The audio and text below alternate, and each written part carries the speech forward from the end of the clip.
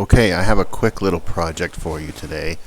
Made a nice little lamp here, or lampshade, and a nice little question block for you. First thing, I guess, is find a shade that works for you. This one didn't work for me, so what you're seeing here is I'm trying to wire on a broken or existing lampshade to make this work. I found this lampshade at a thrift store. It was fairly square-ish.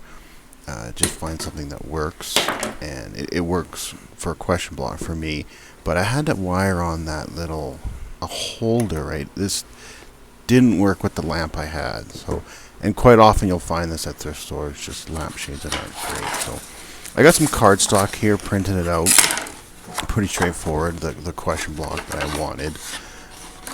Just find the size that works for you. It might take a little experimenting, but measure it out and you can do it. So carefully cut it out, nothing too hard, and just position it where you want. Now this, of course, you could use anything here,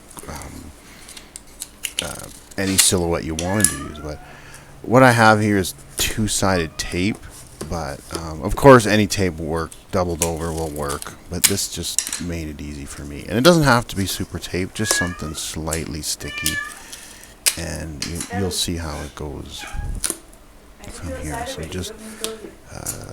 just get it so it stays, right? This is not a permanent thing. This is just our for lack of a better word, what can I say, template, or stencil maybe is a better word. So get it on there, have a quick look.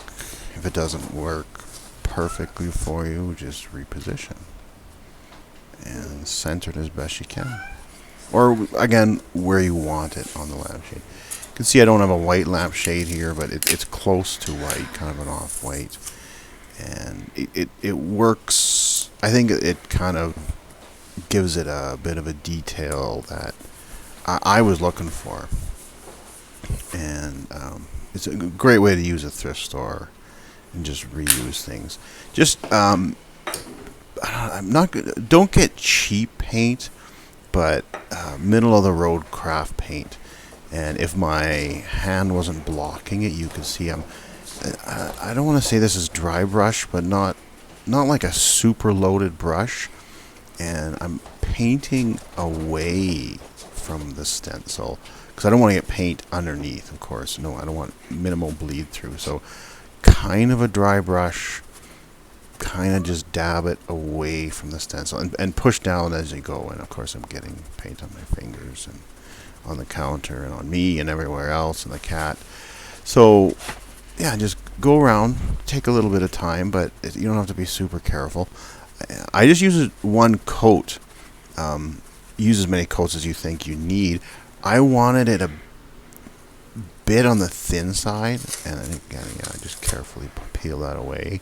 It's not even dry yet, but just kind of dry, and get it up off of the lampshade, and fairly clean line. And again, one coat is all I did, and just try it. Now you may need some touch up, and I'm going back here and just touching up a few areas. And again, you can see how I wired on that other lampshade part, and it was two broken lampshades is what it was. So not a dark room, but you can kind of get what I'm going for, and you can see a little bit of light through there, and it gives it a iridescence that I don't know, almost a hand painted, a hand done look, kind of like a brick. Yeah. So works for me. Thanks for watching. Like and share if you think it's worth it.